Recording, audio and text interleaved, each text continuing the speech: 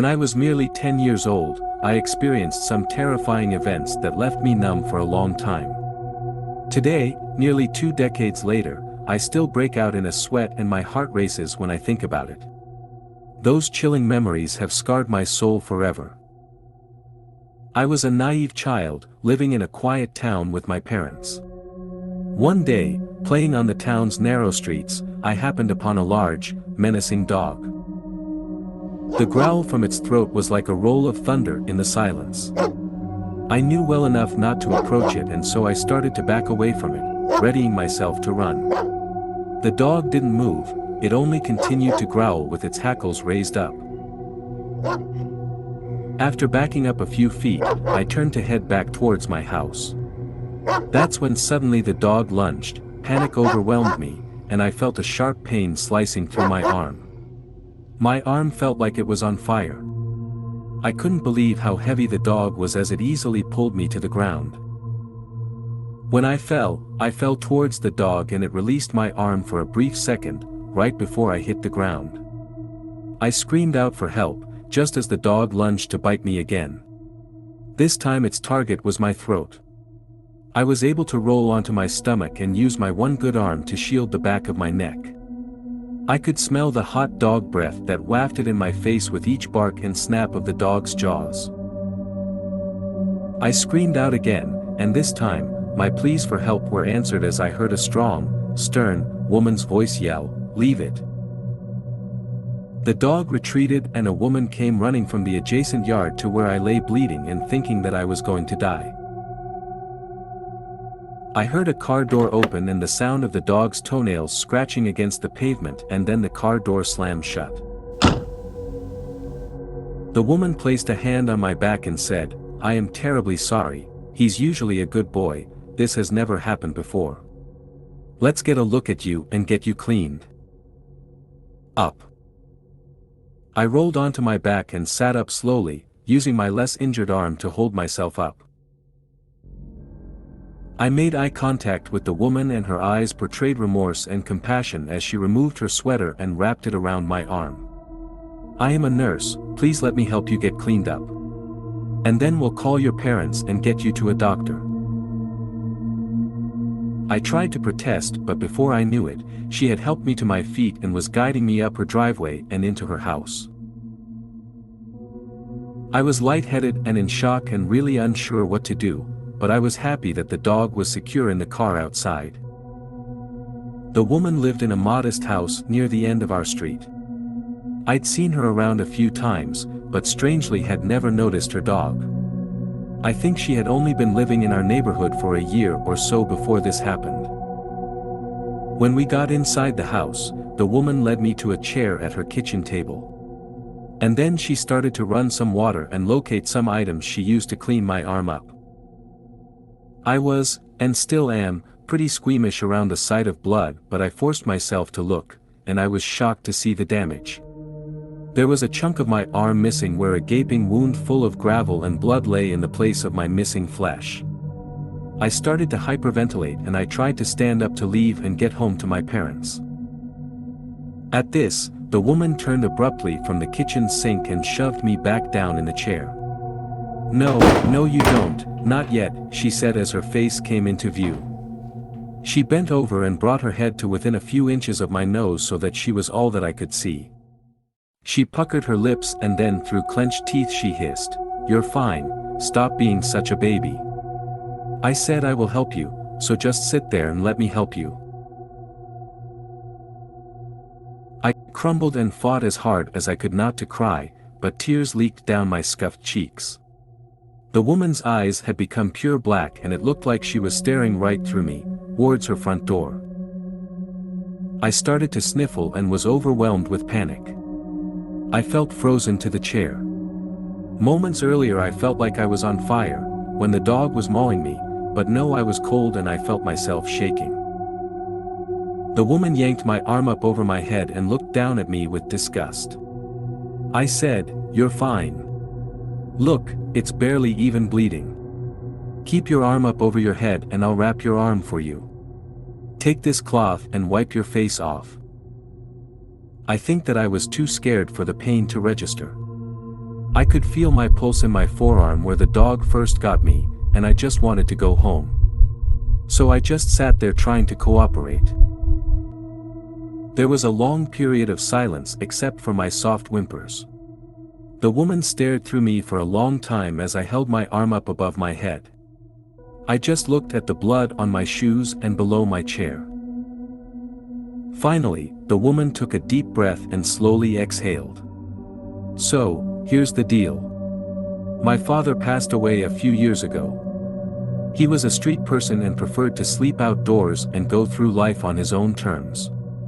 This dog is all I have left of him and I can't lose him. I won't lose him. The last time this happened, we packed up and moved here. But there is no way I can afford to do that again so soon. As the woman spoke, I carefully peered up at her through my sweaty tangled hair that had fallen across the upper part of my face. I didn't want to make eye contact, but she was gazing up and to the left towards the ceiling as she spoke, so I watched her. There was something disingenuous about the way she spoke, and I swear that she was smiling as she told me about her situation. Even 12-year-old, naive me had no empathy for her by this point, but I summoned any fragments of courage I had and I said, "Okay, ma'am. I'm sorry to hear about your husband. I understand." The woman definitely smiled at this point and she slowly turned her gaze back to me, this time looking me in the eyes. "Good. It's settled then. What's your phone number? I'll call your parents and we'll get you on your way." After I gave her our phone number, she promptly dialed. She stood right in front of me while she spoke. It felt like her eyes had been transfixed on me for hours now, which was so unnerving after she previously looked right through me. Nodding her head yes as she spoke to my mom, she said, "There was an incident with your son, but he's okay. A stray dog was attacking him, but my dog scared him off. Your boy has been bit, but I've dressed the wound the best I can. We'll wait here for you to come and pick him up. You're welcome. No trouble at all." As she hung up the phone, the woman said, "Your mom seems sweet.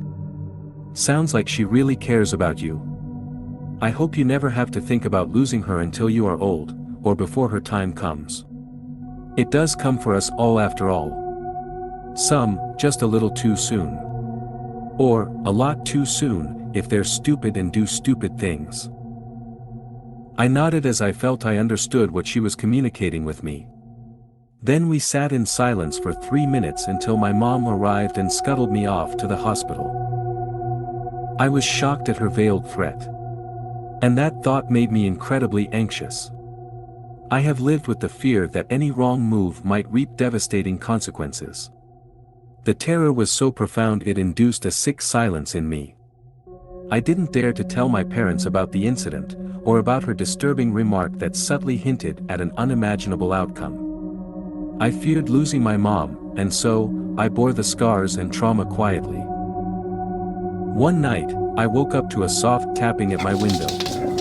The dog, with his bared teeth and menacing eyes, was glaring at me through the glass pane.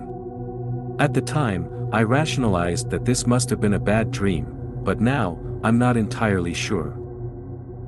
My life at home began to turn into a suspense/horror movie.